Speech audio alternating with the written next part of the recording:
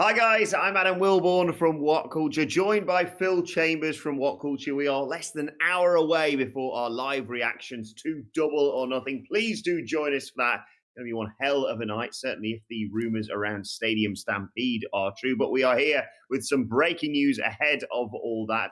The big story tonight surrounding Kurt Angle and him returning to WWE programming. Of course, he was one of the names associated with those Black Wednesday releases, but he will be returning to WWE TV next week. He's going to be on NXT to officiate that Tim Thatcher versus Matt Riddle cage fight on next week's episode of NXT. If you haven't seen this, basically there was a big breakup with Timothy Thatcher and Matt Riddle. Timothy Thatcher was, of course, was there as part of the tag team that held.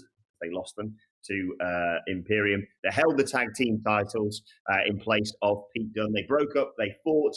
Now they're going to have this match set inside a cage. You sense this is probably going to be more UFC themed than your typical wrestling WWE cage match. And you can only win that by submission or knockout. But anyway, yes, Kurt Angle is going to be there as the special guest referee for this contest. Of course, last time we see him properly working for WWE was his retirement match at WrestleMania 35. Very interesting, this, Phil. Yeah, they really want to pop a rating for NXT, don't they? They really do. They are trying everything. I don't see any other reason for this to happen other than they're looking at those ratings and going, what is going on? We need to close this gap. Who can we get? Kurt Angle, that'll do. Chuck him on. See what happens. It's going to be weird, this as well, because like I said, he was one of the big names associated. I say big names. One of the big names who's not, a full-time wrestler associated with those Black Wednesday releases. So, yeah, it turns out that they're not just sort of gone from WWE. They just sort of released so they don't have to pay them until they really need to get them back on camera. Yeah, I was just going to say, gone until they need them again. And then money can always bring them back again, can't it? But I mean, I was already fascinated by this cage match that they're going to have between two, so we'll talk about pure strikers, a former UFC fighter in Matt Riddle, and of course, Timothy Thatcher's just twatting people about background is the way I'd describe it. But yeah, Kurt Angle, it's going to be fascinating to see what they do with this, and it's going to be difficult. I mean, they've picked a really tough one to try and operate in. The fallout after this show, if it goes to plan, it's probably going to do well for AEW as well, especially considering, well, we should mention, you reported it in the news this morning with Gareth. They, of course, are pre-taping this whole Stadium Stampede Falls Count Anywhere match. All I know is there's going to be a wrestling ring on the 50-yard line of the Jacksonville Jaguars Stadium. But yeah, the early reports that I've read from, rumors heard by the likes of Dave Meltzer and Brian Alvarez is people are very happy with that. Yeah, I was saying this morning that they've set themselves the bar of running someone over with a golf cart that they now need to top. So they're going to have to do something quite special. But if people are looking happy about this, I think we're in for an interesting night. We are going to be doing live reactions, we should say, in 45 minutes we're going to be jumping on the stream. So come and join us for that. But speaking of AEW people, Matt Hardy was talking to Wrestling Inc. Ahead of Double or Nothing with a bit of an interview, and he had some interesting notes about his AEW contract in the amount of freedom that it allows him. He said that he will be allowed to work for New Japan if it makes sense. He also said that he's interested in working a short feud that leads up and culminates at a Wrestle Kingdom, which would be very interesting. He did say, though, that working properly part-time for them would just inflict too much wear and tear on his body. So he's not interested in that, but one big run up into a Wrestle Kingdom might well happen. He also said that he's very happy with his 1 day a week schedule in AEW and that he's allowed to make outside appearances and work signings and things, obviously when everything gets a little bit more back to normal. He just basically, there's a quick quote from him that just said, there's so much creative freedom and freedom of schedule with AEW. So it looks like he's having a nice time over there, at least. He was also asked about specific wrestlers that he wants to face now that he's there, and he listed 3 interesting names. Darby Allin, makes sense. MJF, incredible, and Kenny Omega. I mean, talk about just nitpicking, cherry-picking your favourites there.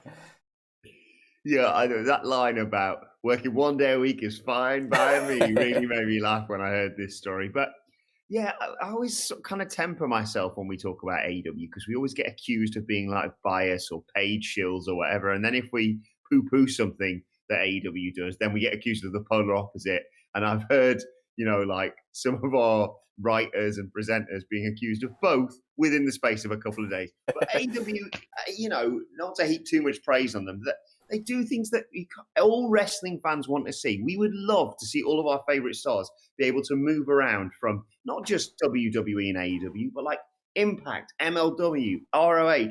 Like that's the dream. New Japan, of course, is what we're talking about here as well.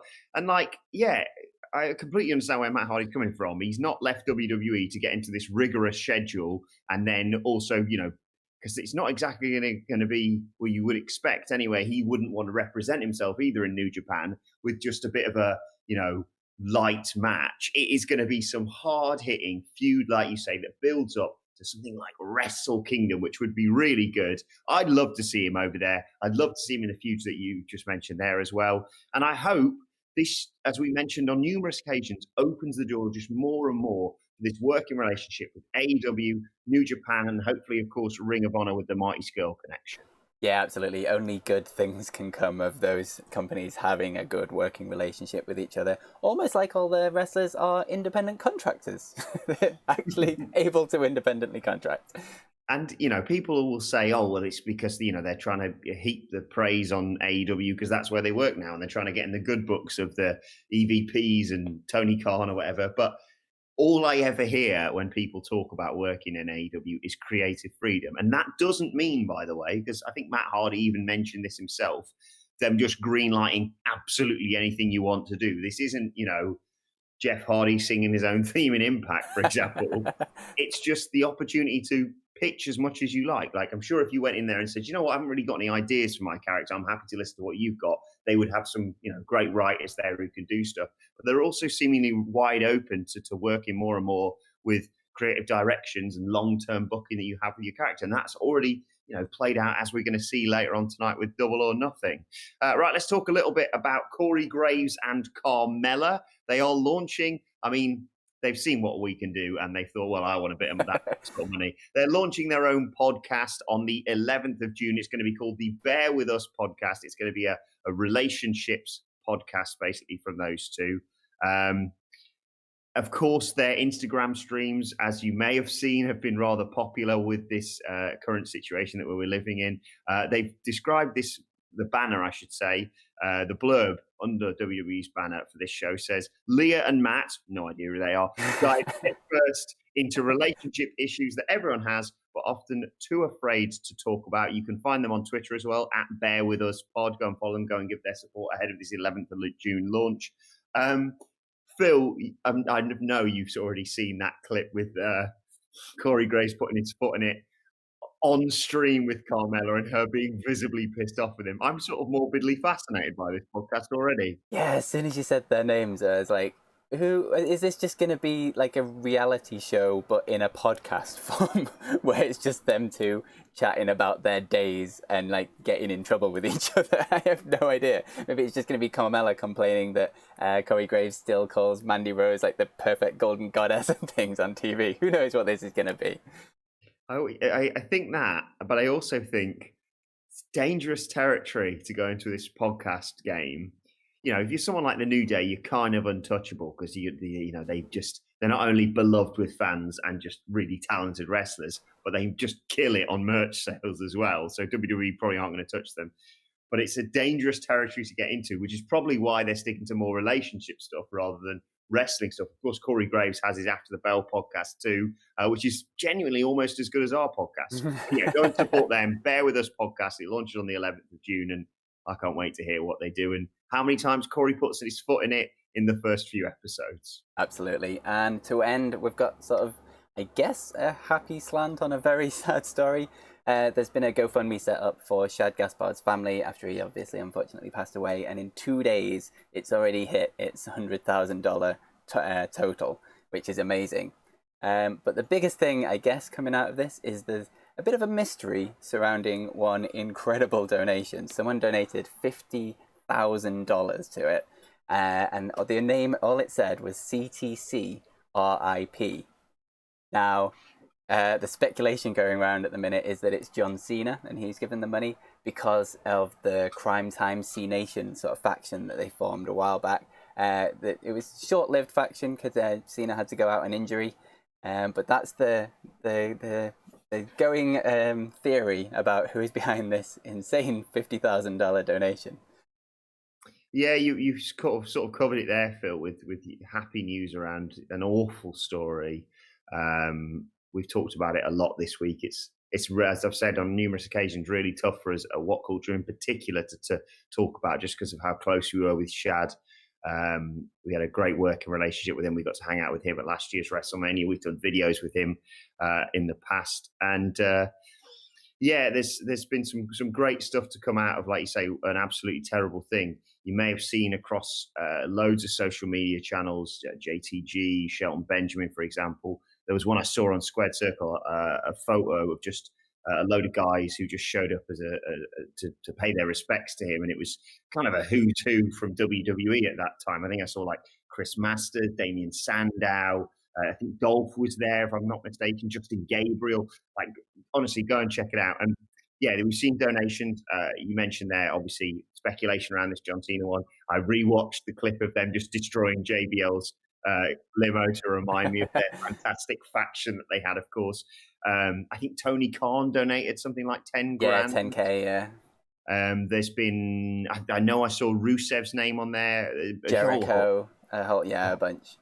A whole host of wrestlers have donated money to support Shad's family. And we mentioned on the news a few days ago, and we're just sorting out actually between the rest of us What Culture, a big order of those collar and elbow Shad t-shirts. You should go and check that out. The news story will be up at whatculture.com if you want all the links and stuff to that. But yeah, like you say, Phil, a great thing to hear about after such awful news, and Shad's family getting not only all the kind words that people have been saying, but some financial support in this really tough time. Yeah, absolutely. A tiny bit of light at the end of a very, very dark tunnel.